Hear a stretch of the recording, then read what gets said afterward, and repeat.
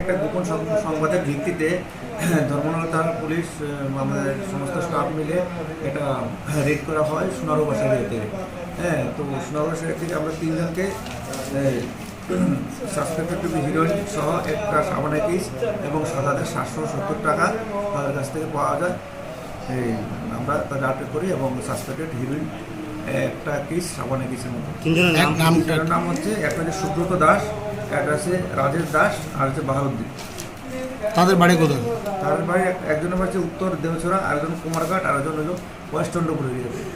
তো আমরা তাদের বিরুদ্ধে একটা স্পেসিফিক কেস নিয়ে আমরা তদন্ত শুরু করছি এবং আরও তাদের সাথে কারা যুক্ত আছে